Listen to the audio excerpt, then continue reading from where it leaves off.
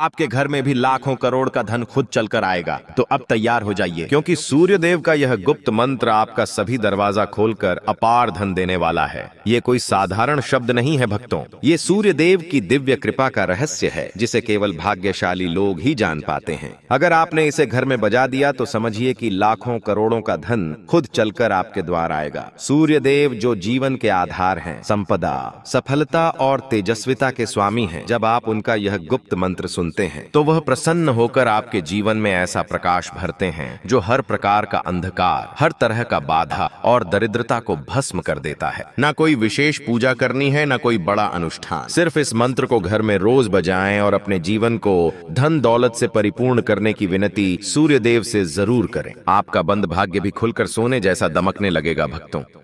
सदा भास्करं भक्तकल्पद्रुमं तं भजे लोकनाथं तपोदीप्तरूपम्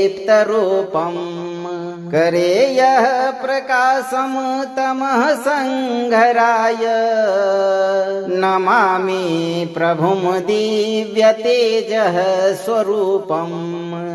ओम ह्रीं भास्कराय महातेजसे अखिल समृद्धि प्रदायिने स्वाहा। सदा भास्करं भक्तकल्पद्रुमं तं भजे लोकनाथं तपोदीप्तरूपम् करे यः प्रकाशं तमः संघराय नमामि प्रभुं दिव्यतेजः स्वरूपम्।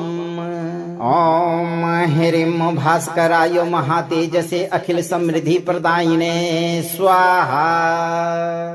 सदा भास्करं भक्तकल्पद्रुमं तं भजे लोकनाथं तपोदीप्तरूपम्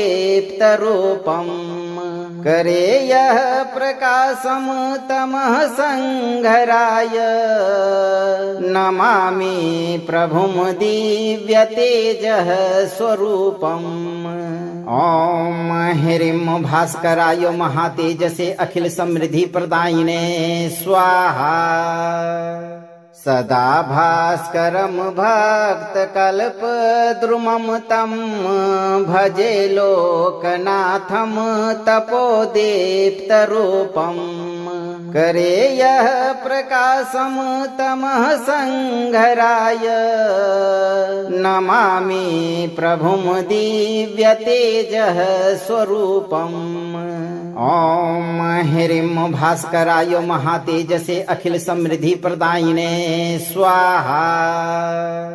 सदा भास्करं भक्तकल्पद्रुमं तं भजे लोकनाथं तपोदीप्तरूपम् करे यः प्रकाशं तमः संघराय नमामि प्रभुं दिव्यतेजः स्वरूपम्। ओम ह्रीं भास्कराय महातेजसे अखिल समृद्धि प्रदायिने स्वाहा। सदा भास्करं भक्तकल्पद्रुमं तं भजे लोकनाथं तपोदीप्तरूपम्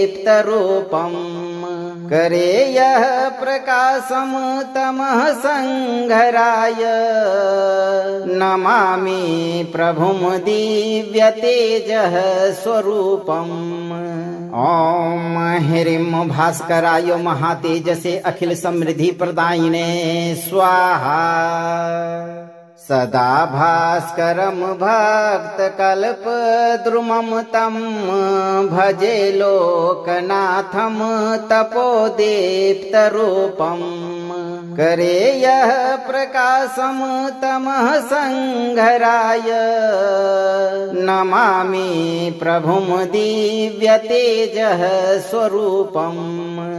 ओम ह्रीं भास्कराय महातेजसे अखिल समृद्धि प्रदायिने स्वाहा। सदा भास्करं भक्तकल्पद्रुमं तं भजे लोकनाथं तपोदीप्तरूपम् करे यः प्रकाशं तमः संघराय नमामि प्रभुं दिव्यतेजः स्वरूपम्। ॐ ह्रीं भास्कराय महातेजसे अखिल समृद्धि प्रदायिने स्वाहा। सदा भास्करं भक्तकल्पद्रुमं तं भजे लोकनाथं तपोदीप्तरूपम्। करे यः प्रकाशं तमः संघराय नमामि प्रभुं दिव्यतेजः स्वरूपम्। ॐ ह्रीं भास्कराय महातेजसे अखिल समृद्धि प्रदायिने स्वाहा। सदा भास्करं भक्तकल्पद्रुमं तं भजे लोकनाथं तपोदीप्तरूपम्। करे यः प्रकाशं तमः संघराय नमामि प्रभुं दिव्यतेजः स्वरूपम्। ॐ ह्रीं भास्कराय महातेजसे अखिल समृद्धि प्रदायिने स्वाहा। सदा भास्करं भक्तकल्पद्रुमं तं भजे लोकनाथं तपोदीप्तरूपम्। करे यः प्रकाशं तमः संघराय नमामि प्रभुं दिव्यतेजः स्वरूपम्। ॐ ह्रीं भास्कराय महातेजसे अखिल समृद्धि प्रदायिने स्वाहा। सदा भास्करं भक्तकल्पद्रुमं तं भजे लोकनाथं तपोदीप्तरूपम्। करे यः प्रकाशं तमः संघराय नमामि प्रभुं दिव्यतेजः स्वरूपम्। ॐ ह्रीं भास्कराय महातेजसे अखिल समृद्धि प्रदायिने स्वाहा। सदा भास्करं भक्तकल्पद्रुमं तं भजे लोकनाथं तपोदीप्तरूपम्। करे यः प्रकाशं तमः संघराय नमामि प्रभुं दिव्यतेजः स्वरूपम्। ॐ ह्रीं भास्कराय महातेजसे अखिल समृद्धि प्रदायिने स्वाहा। सदा भास्करं भक्तकल्पद्रुमं तं भजे लोकनाथं तपोदीप्तरूपम्। करे यः प्रकाशं तमः संघराय नमामि प्रभुं दिव्यतेजः स्वरूपम्। ॐ ह्रीं भास्कराय महातेजसे अखिल समृद्धि प्रदायिने स्वाहा। सदा भास्करं भक्तकल्पद्रुमं तं भजे लोकनाथं तपोदीप्तरूपम्। करे यः प्रकाशं तमः संघराय नमामि प्रभुं दिव्यतेजः स्वरूपम्। ॐ ह्रीं भास्कराय महातेजसे अखिल समृद्धि प्रदायिने स्वाहा। सदा भास्करं भक्तकल्पद्रुमं तं भजे लोकनाथं तपोदीप्तरूपम्। करे यः प्रकाशं तमः संघराय नमामि प्रभुं दिव्यतेजः स्वरूपम्। ॐ ह्रीं भास्कराय महातेजसे अखिल समृद्धि प्रदायिने स्वाहा। सदा भास्करं भक्तकल्पद्रुमं तं भजे लोकनाथं तपोदीप्तरूपम्। करे यः प्रकाशं तमः संघराय नमामि प्रभुं दिव्यतेजः स्वरूपम्। ॐ ह्रीं भास्कराय महातेजसे अखिल समृद्धि प्रदायिने स्वाहा। सदा भास्करं भक्तकल्पद्रुमं तं भजे लोकनाथं तपोदीप्तरूपम् करे यः प्रकाशं तमः संघराय नमामि प्रभुं दिव्यतेजः स्वरूपम्। ॐ ह्रीं भास्कराय महातेजसे अखिल समृद्धि प्रदायिने स्वाहा। सदा भास्करं भक्तकल्पद्रुमं तं भजे लोकनाथं तपोदीप्तरूपम् करे यः प्रकाशं तमः संघराय नमामि प्रभुं दिव्यतेजः स्वरूपम्।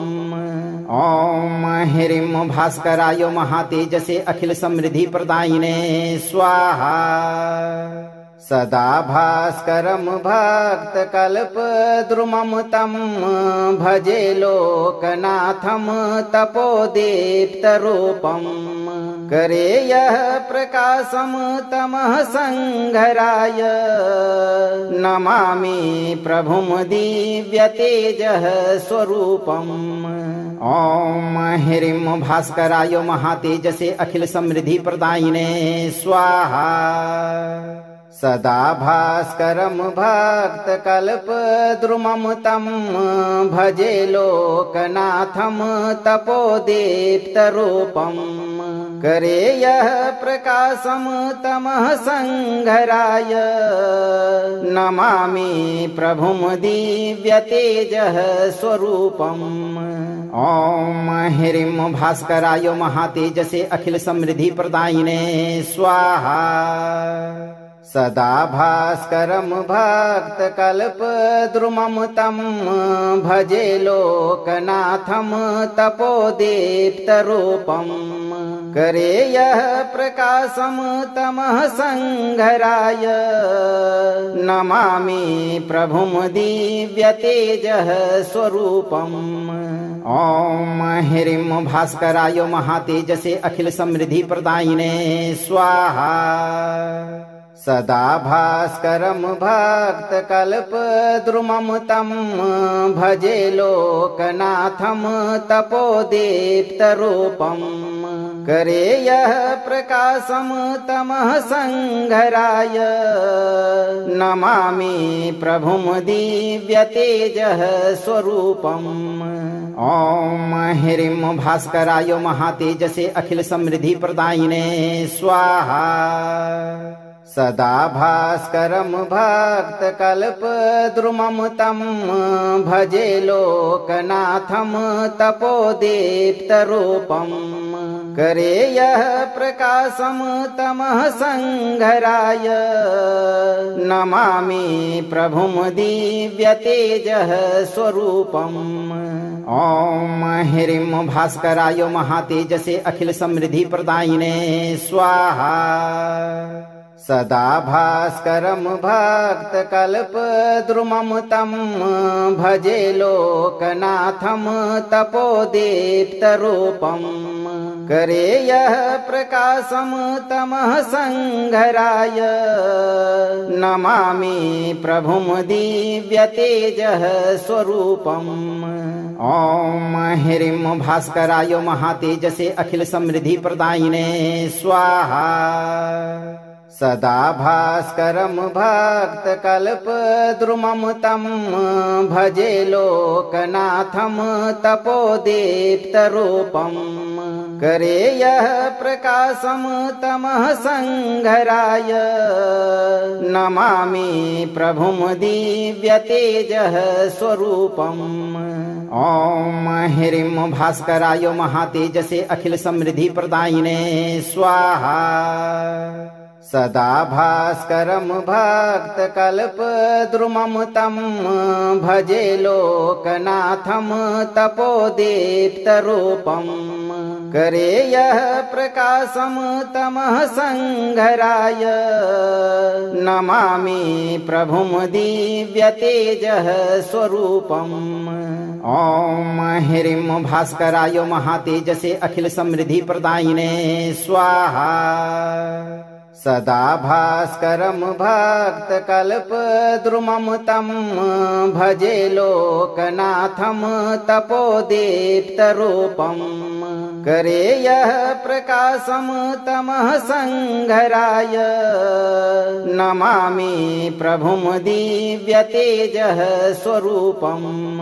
ॐ ह्रीं भास्कराय महातेजसे अखिल समृद्धि प्रदायिने स्वाहा। सदा भास्करं भक्तकल्पद्रुमं तं भजे लोकनाथं तपोदीप्तरूपम्। करे यः प्रकाशं तमः संघराय नमामि प्रभुं दिव्यतेजः स्वरूपम्।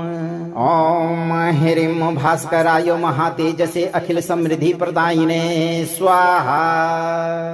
सदा भास्करं भक्तकल्पद्रुमं तं भजे लोकनाथं तपोदीप्तरूपम्। करे यः प्रकाशं तमः संघराय नमामि प्रभुं दिव्यतेजः स्वरूपम्। ॐ ह्रीं भास्कराय महातेजसे अखिल समृद्धि प्रदायिने स्वाहा। सदा भास्करं भक्तकल्पद्रुमं तं भजे लोकनाथं तपोदीप्तरूपम्। करे यः प्रकाशं तमः संघराय नमामि प्रभुं दिव्यतेजः स्वरूपम्। ॐ ह्रीं भास्कराय महातेजसे अखिल समृद्धि प्रदायिने स्वाहा। सदा भास्करं भक्तकल्पद्रुमं तं भजे लोकनाथं तपोदीप्तरूपम्। करे यः प्रकाशं तमः संघराय नमामि प्रभुं दिव्यतेजः स्वरूपम्। ॐ ह्रीं भास्कराय महातेजसे अखिल समृद्धि प्रदायिने स्वाहा। सदा भास्करं भक्तकल्पद्रुमं तं भजे लोकनाथं तपोदीप्तरूपम्। करे यः प्रकाशं तमः संघराय नमामि प्रभुं दिव्यतेजः स्वरूपम्। ॐ ह्रीं भास्कराय महातेजसे अखिल समृद्धि प्रदायिने स्वाहा। सदा भास्करं भक्तकल्पद्रुमं तं भजे लोकनाथं तपोदीप्तरूपम्। करे यः प्रकाशं तमः संघराय नमामि प्रभुं दिव्यतेजः स्वरूपम्। ॐ ह्रीं भास्कराय महातेजसे अखिल समृद्धि प्रदायिने स्वाहा। सदा भास्करं भक्तकल्पद्रुमं तं भजे लोकनाथं तपोदीप्तरूपम्। करे यः प्रकाशं तमः संघराय नमामि प्रभुं दिव्यतेजः स्वरूपम्। ॐ ह्रीं भास्कराय महातेजसे अखिल समृद्धि प्रदायिने स्वाहा। सदा भास्करं भक्तकल्पद्रुमं तं भजे लोकनाथं तपोदीप्तरूपम्। करे यः प्रकाशं तमः संघराय नमामि प्रभुं दिव्यतेजः स्वरूपम्। ॐ ह्रीं भास्कराय महातेजसे अखिल समृद्धि प्रदायिने स्वाहा। सदा भास्करं भक्तकल्पद्रुमं तं भजे लोकनाथं तपोदीप्तरूपम्। करे यः प्रकाशं तमः संघराय नमामि प्रभुं दिव्यतेजः स्वरूपम् ॐ ह्रीं भास्कराय महातेजसे अखिल समृद्धि प्रदायिने स्वाहा सदा भास्करं भक्तकल्पद्रुमं तं भजे लोकनाथं तपोदीप्तरूपम् करे यः प्रकाशं तमः संघराय नमामि प्रभुं दिव्यतेजः स्वरूपम् ॐ ह्रीं भास्कराय महातेजसे अखिल समृद्धि प्रदायिने स्वाहा सदा भास्करं भक्तकल्पद्रुमं तं भजे लोकनाथं तपोदीप्तरूपम् करे यः प्रकाशं तमः संघराय नमामि प्रभुं दिव्यतेजः स्वरूपम् ॐ ह्रीं भास्कराय महातेजसे अखिल समृद्धि प्रदायिने स्वाहा सदा भास्करं भक्तकल्पद्रुमं तं भजे लोकनाथं तपोदीप्तरूपम् करे यः प्रकाशं तमः संघराय नमामि प्रभुं दिव्यतेजः स्वरूपम् ॐ ह्रीं भास्कराय महातेजसे अखिल समृद्धि प्रदायिने स्वाहा सदा भास्करं भक्तकल्पद्रुमं तं भजे लोकनाथं तपोदीप्तरूपम् करे यः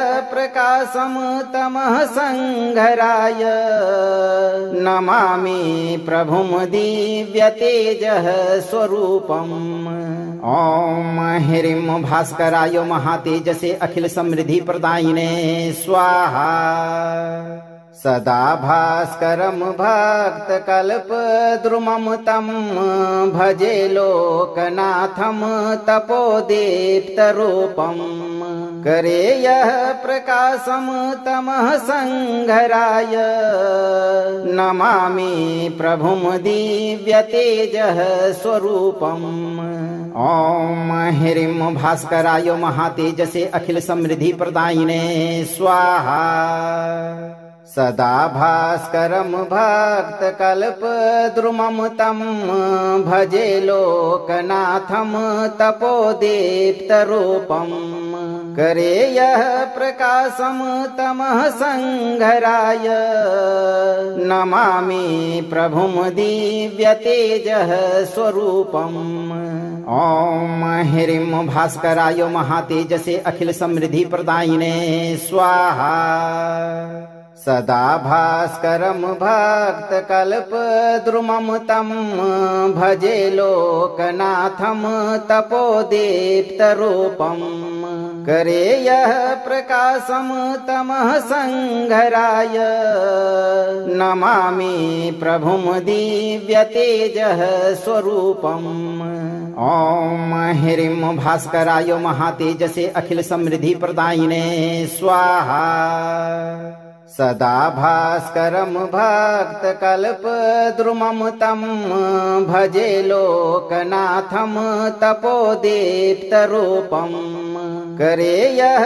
प्रकाशं तमः संघराय नमामि प्रभुं दिव्यतेजः स्वरूपम् ॐ ह्रीं भास्कराय महातेजसे अखिल समृद्धि प्रदायिने स्वाहा सदा भास्करं भक्तकल्पद्रुमं तं भजे लोकनाथं तपोदीप्तरूपम् करे यः प्रकाशं तमः संघराय नमामि प्रभुं दिव्यतेजः स्वरूपम् ॐ ह्रीं भास्कराय महातेजसे अखिल समृद्धि प्रदायिने स्वाहा सदा भास्करं भक्तकल्पद्रुमं तं भजे लोकनाथं तपोदीप्तरूपम् करे यः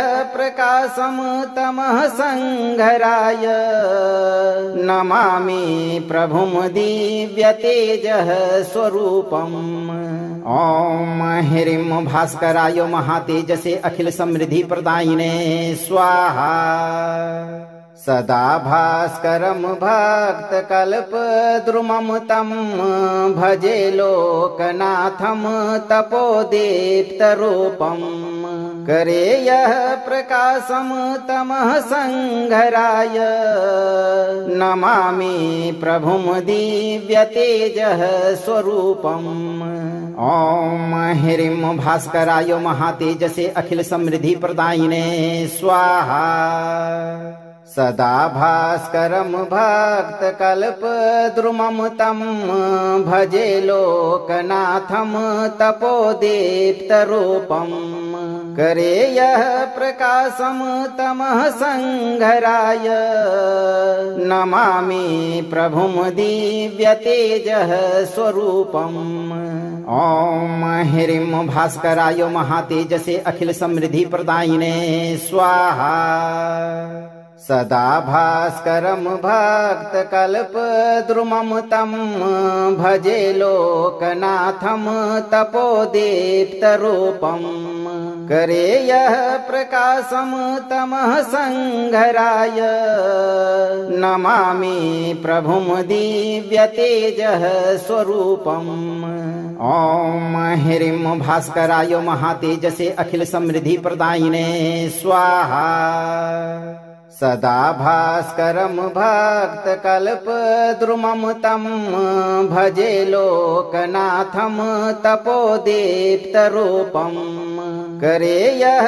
प्रकाशं तमः संघराय नमामि प्रभुं दिव्यतेजः स्वरूपम् ॐ ह्रीं भास्कराय महातेजसे अखिल समृद्धि प्रदायिने स्वाहा सदा भास्करं भक्तकल्पद्रुमं तं भजे लोकनाथं तपोदीप्तरूपम् करे यः प्रकाशं तमः संघराय नमामि प्रभुं दिव्यतेजः स्वरूपम् ॐ ह्रीं भास्कराय महातेजसे अखिल समृद्धि प्रदायिने स्वाहा सदा भास्करं भक्तकल्पद्रुमं तं भजे लोकनाथं तपोदीप्तरूपम् करे यः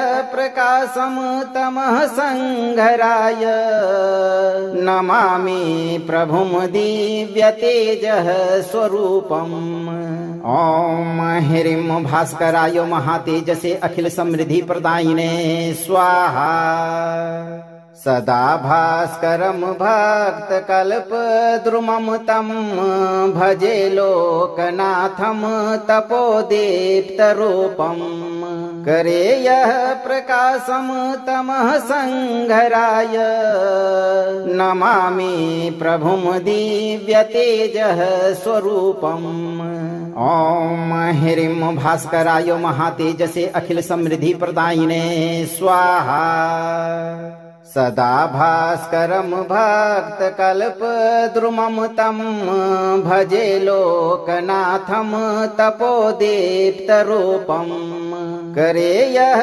प्रकाशं तमः संघराय नमामि प्रभुं दिव्यतेजः स्वरूपम् ॐ ह्रीं भास्कराय महातेजसे अखिल समृद्धि प्रदायिने स्वाहा सदा भास्करं भक्तकल्पद्रुमं तं भजे लोकनाथं तपोदीप्तरूपम् करे यः प्रकाशं तमः संघराय नमामि प्रभुं दिव्यतेजः स्वरूपम् ॐ ह्रीं भास्कराय महातेजसे अखिल समृद्धि प्रदायिने स्वाहा सदा भास्करं भक्तकल्पद्रुमं तं भजे लोकनाथं तपोदीप्तरूपम् करे यः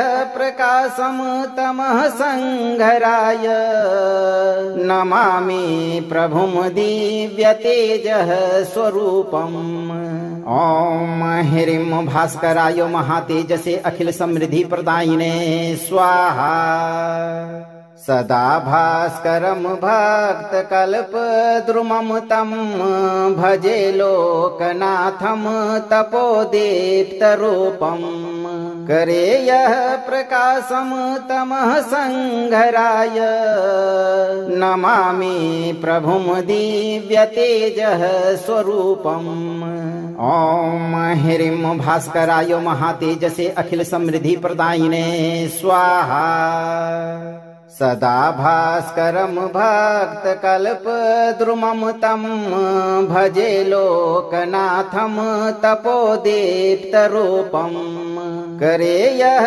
प्रकाशं तमः संघराय नमामि प्रभुं दिव्यतेजः स्वरूपम् ॐ ह्रीं भास्कराय महातेजसे अखिल समृद्धि प्रदायिने स्वाहा सदा भास्करं भक्तकल्पद्रुमं तं भजे लोकनाथं तपोदीप्तरूपम् करे यः प्रकाशं तमः संघराय नमामि प्रभुं दिव्यतेजः स्वरूपम् ॐ ह्रीं भास्कराय महातेजसे अखिल समृद्धि प्रदायिने स्वाहा सदा भास्करं भक्तकल्पद्रुमं तं भजे लोकनाथं तपोदीप्तरूपम् करे यः प्रकाशं तमः संघराय नमामि प्रभुं दिव्यतेजः स्वरूपम् ॐ ह्रीं भास्कराय महातेजसे अखिल समृद्धि प्रदायिने स्वाहा सदा भास्करं भक्तकल्पद्रुमं तं भजे लोकनाथं तपोदीप्तरूपम् करे यः प्रकाशं तमः संघराय नमामि प्रभुं दिव्यतेजः स्वरूपम् ॐ ह्रीं भास्कराय महातेजसे अखिल समृद्धि प्रदायिने स्वाहा सदा भास्करं भक्तकल्पद्रुमं तं भजे लोकनाथं तपोदीप्तरूपम् करे यः प्रकाशं तमः संघराय नमामि प्रभुं दिव्यतेजः स्वरूपम् ॐ ह्रीं भास्कराय महातेजसे अखिल समृद्धि प्रदायिने स्वाहा सदा भास्करं भक्तकल्पद्रुमं तं भजे लोकनाथं तपोदीप्तरूपम् करे यः प्रकाशं तमः संघराय नमामि प्रभुं दिव्यतेजः स्वरूपम् ॐ ह्रीं भास्कराय महातेजसे अखिल समृद्धि प्रदायिने स्वाहा सदा भास्करं भक्तकल्पद्रुमं तं भजे लोकनाथं तपोदीप्तरूपम् करे यः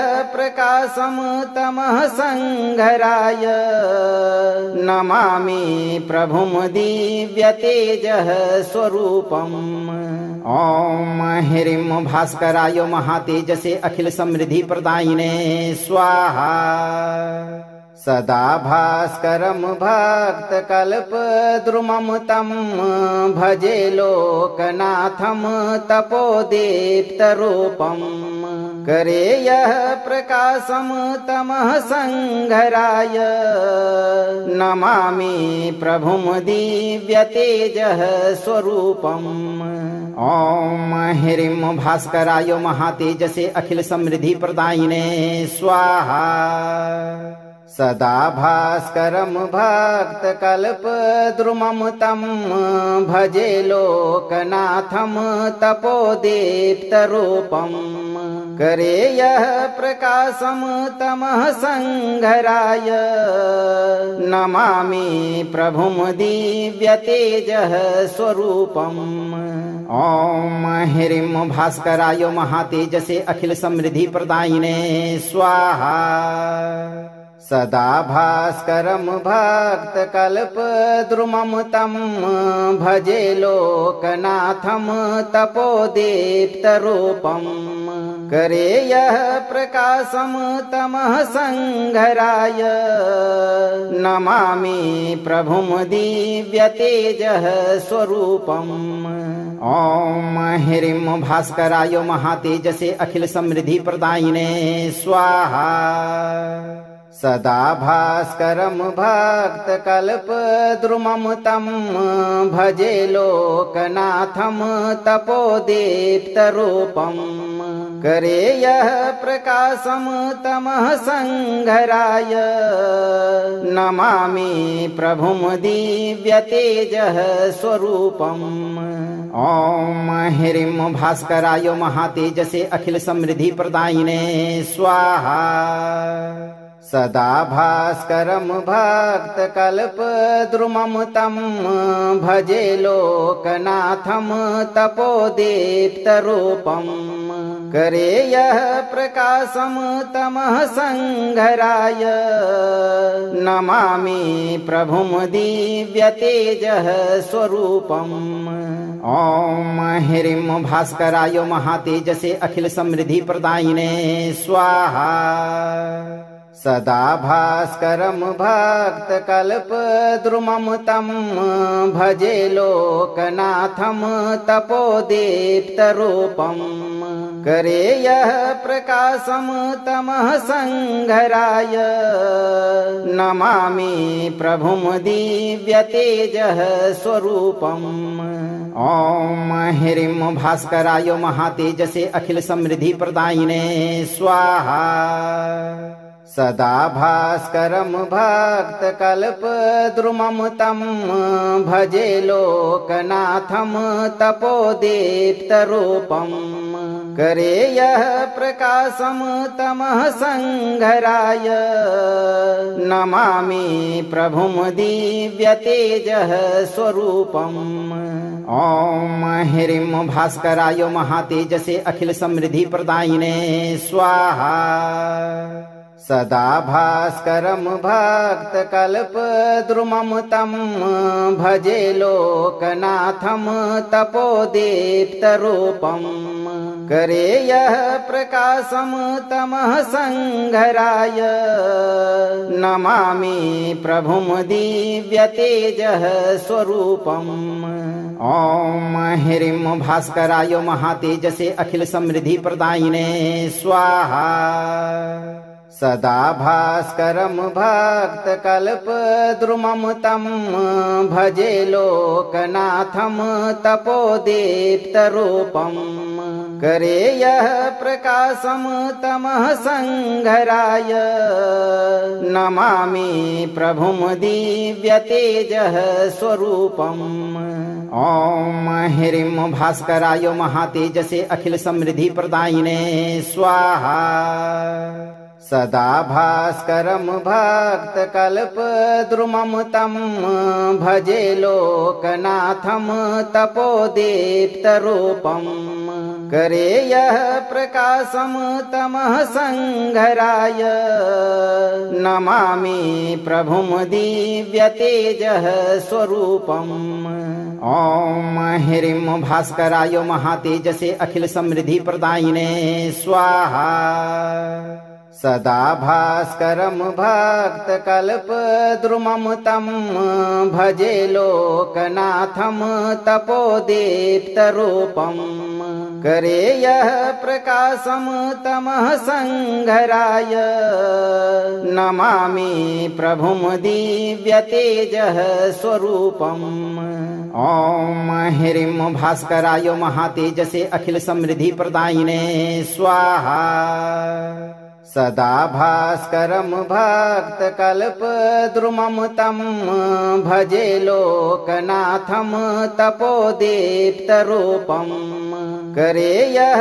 प्रकाशं तमः संघराय नमामि प्रभुं दिव्यतेजः स्वरूपम् ॐ ह्रीं भास्कराय महातेजसे अखिल समृद्धि प्रदायिने स्वाहा सदा भास्करं भक्तकल्पद्रुमं तं भजे लोकनाथं तपोदीप्तरूपम् करे यः प्रकाशं तमः संघराय नमामि प्रभुं दिव्यतेजः स्वरूपम् ॐ ह्रीं भास्कराय महातेजसे अखिल समृद्धि प्रदायिने स्वाहा सदा भास्करं भक्तकल्पद्रुमं तं भजे लोकनाथं तपोदीप्तरूपम् करे यः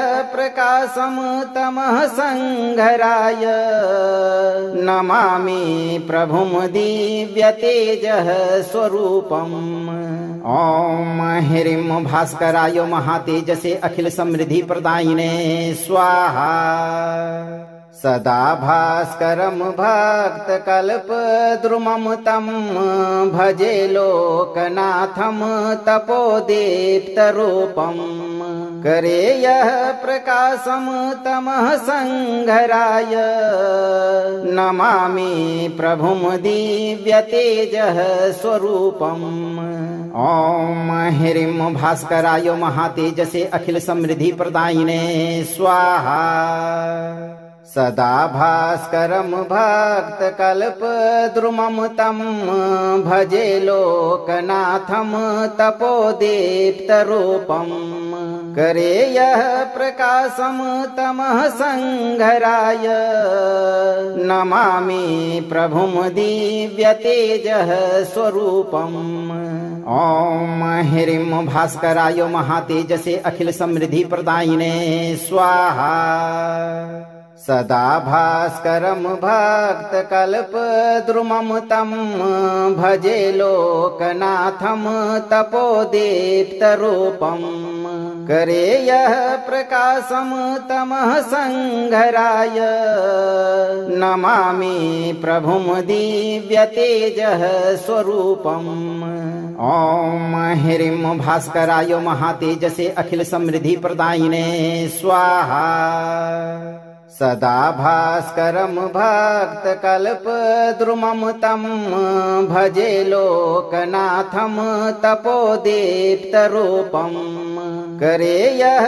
प्रकाशं तमः संघराय नमामि प्रभुं दिव्यतेजः स्वरूपम् ॐ ह्रीं भास्कराय महातेजसे अखिल समृद्धि प्रदायिने स्वाहा सदा भास्करं भक्तकल्पद्रुमं तं भजे लोकनाथं तपोदीप्तरूपम् करे यः प्रकाशं तमः संघराय नमामि प्रभुं दिव्यतेजः स्वरूपम् ॐ ह्रीं भास्कराय महातेजसे अखिल समृद्धि प्रदायिने स्वाहा सदा भास्करं भक्तकल्पद्रुमं तं भजे लोकनाथं तपोदीप्तरूपम् करे यः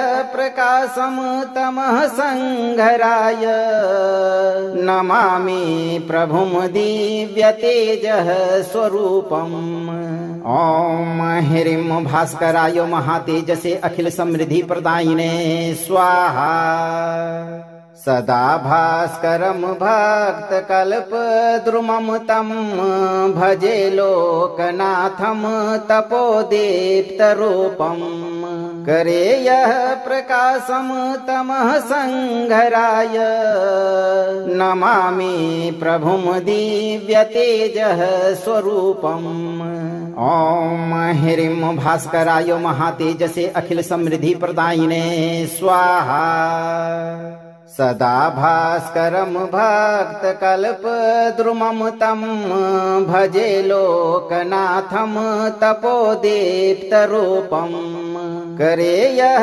प्रकाशं तमः संघराय नमामि प्रभुं दिव्यतेजः स्वरूपम् ॐ ह्रीं भास्कराय महातेजसे अखिल समृद्धि प्रदायिने स्वाहा सदा भास्करं भक्तकल्पद्रुमं तं भजे लोकनाथं तपोदीप्तरूपम् करे यः प्रकाशं तमः संघराय नमामि प्रभुं दिव्यतेजः स्वरूपम् ॐ ह्रीं भास्कराय महातेजसे अखिल समृद्धि प्रदायिने स्वाहा सदा भास्करं भक्तकल्पद्रुमं तं भजे लोकनाथं तपोदीप्तरूपम् करे यः प्रकाशं तमः संघराय नमामि प्रभुं दिव्यतेजः स्वरूपम् ॐ ह्रीं भास्कराय महातेजसे अखिल समृद्धि प्रदायिने स्वाहा सदा भास्करं भक्तकल्पद्रुमं तं भजे लोकनाथं तपोदीप्तरूपम् करे यः प्रकाशं तमः संघराय नमामि प्रभुं दिव्यतेजः स्वरूपम् ॐ ह्रीं भास्कराय महातेजसे अखिल समृद्धि प्रदायिने स्वाहा सदा भास्करं भक्तकल्पद्रुमं तं भजे लोकनाथं तपोदीप्तरूपम् करे यः प्रकाशं तमः संघराय नमामि प्रभुं दिव्यतेजः स्वरूपम् ॐ ह्रीं भास्कराय महातेजसे अखिल समृद्धि प्रदायिने स्वाहा सदा भास्करं भक्तकल्पद्रुमं तं भजे लोकनाथं तपोदीप्तरूपम् करे यः प्रकाशं तमः संघराय नमामि प्रभुं दिव्यतेजः स्वरूपम् ॐ ह्रीं भास्कराय महातेजसे अखिल समृद्धि प्रदायिने स्वाहा सदा भास्करं भक्तकल्पद्रुमं तं भजे लोकनाथं तपोदीप्तरूपम् करे यः प्रकाशं तमः संघराय नमामि प्रभुं दिव्यतेजः स्वरूपम् ॐ ह्रीं भास्कराय महातेजसे अखिल समृद्धि प्रदायिने स्वाहा सदा भास्करं भक्तकल्पद्रुमं तं भजे लोकनाथं तपोदीप्तरूपम् करे यः प्रकाशं तमः संघराय नमामि प्रभुं दिव्यतेजः स्वरूपम् ॐ ह्रीं भास्कराय महातेजसे अखिल समृद्धि प्रदायिने स्वाहा सदा भास्करं भक्तकल्पद्रुमं तं भजे लोकनाथं तपोदीप्तरूपम् करे यः प्रकाशं तमः संघराय नमामि प्रभुं दिव्यतेजः स्वरूपम् ॐ ह्रीं भास्कराय महातेजसे अखिल समृद्धि प्रदायिने स्वाहा सदा भास्करं भक्तकल्पद्रुमं तं भजे लोकनाथं तपोदीप्तरूपम् करे यः प्रकाशं तमः संघराय नमामि प्रभुं दिव्यतेजः स्वरूपम् ॐ ह्रीं भास्कराय महातेजसे अखिल समृद्धि प्रदायिने स्वाहा सदा भास्करं भक्तकल्पद्रुमं तं भजे लोकनाथं तपोदीप्तरूपम् करे यः प्रकाशं तमः संघराय नमामि प्रभुं दिव्यतेजः स्वरूपम् ॐ ह्रीं भास्कराय महातेजसे अखिल समृद्धि प्रदायिने स्वाहा सदा भास्करं भक्तकल्पद्रुमं तं भजे लोकनाथं तपोदीप्तरूपम् करे यः प्रकाशं तमः संघराय नमामि प्रभुं दिव्यतेजः स्वरूपम् ॐ ह्रीं भास्कराय महातेजसे अखिल समृद्धि प्रदायिने स्वाहा सदा भास्करं भक्तकल्पद्रुमं तं भजे लोकनाथं तपोदीप्तरूपम् करे यः प्रकाशं तमः संघराय नमामि प्रभुं दिव्यतेजः स्वरूपम् ॐ ह्रीं भास्कराय महातेजसे अखिल समृद्धि प्रदायिने स्वाहा सदा भास्करं भक्तकल्पद्रुमं तं भजे लोकनाथं तपोदीप्तरूपम् करे यः प्रकाशं तमः संघराय नमामि प्रभुं दिव्यतेजः स्वरूपम् ॐ ह्रीं भास्कराय महातेजसे अखिल समृद्धि प्रदायिने स्वाहा सदा भास्करं भक्तकल्पद्रुमं तं भजे लोकनाथं तपोदीप्तरूपम् करे यः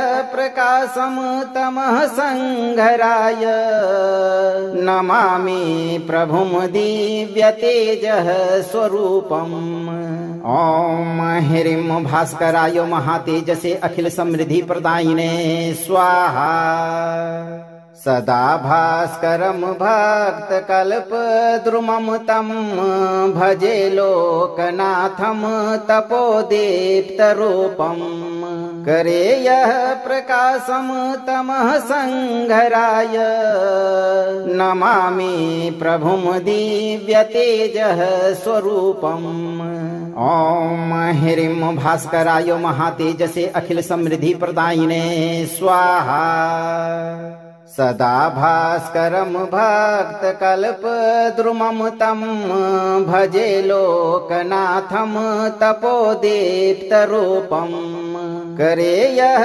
प्रकाशं तमः संघराय नमामि प्रभुं दिव्यतेजः स्वरूपम् ॐ ह्रीं भास्कराय महातेजसे अखिल समृद्धि प्रदायिने स्वाहा सदा भास्करं भक्तकल्पद्रुमं तं भजे लोकनाथं तपोदीप्तरूपम् करे यः प्रकाशं तमः संघराय नमामि प्रभुं दिव्यतेजः स्वरूपम् ॐ ह्रीं भास्कराय महातेजसे अखिल समृद्धि प्रदायिने स्वाहा सदा भास्करं भक्तकल्पद्रुमं तं भजे लोकनाथं तपोदीप्तरूपम् करे यः प्रकाशं तमः संघराय नमामि प्रभुं दिव्यतेजः स्वरूपम् ॐ ह्रीं भास्कराय महातेजसे अखिल समृद्धि प्रदायिने स्वाहा सदा भास्करं भक्तकल्पद्रुमं तं भजे लोकनाथं तपोदीप्तरूपम् करे यः प्रकाशं तमः संघराय नमामि प्रभुं दिव्यतेजः स्वरूपम् ॐ ह्रीं भास्कराय महातेजसे अखिल समृद्धि प्रदायिने स्वाहा सदा भास्करं भक्तकल्पद्रुमं तं भजे लोकनाथं तपोदीप्तरूपम् करे यह प्रकाशम तमः संघराय नमामि प्रभुम दिव्य तेजः स्वरूपम् ॐ ह्रीं भास्कराय महातेजसे अखिल समृद्धि प्रदायिने स्वाहा सदा भास्करम भक्त कल्प द्रुमम तम भजे लोकनाथम तपोदीप्त रूपम करे यह प्रकाशम तमः संघराय नमामि प्रभुम दिव्य तेजः स्वरूपम् ॐ ह्रीं भास्कराय महातेजसे अखिल समृद्धि प्रदायिने स्वाहा। अगर यह मंत्र आपको प्रभावशाली लगा हो तो मंत्र को लाइक करें, दोस्तों को शेयर करें और चैनल को सब्सक्राइब करते समय दरबार की घंटी एक बार जरूर बजाएं। धैर्य रखें और सही कर्म करते रहें। आपकी सभी मनोकामनाओं की पूर्ति सूर्य देव बहुत ही तीव्र गति से करेंगे भक्तों।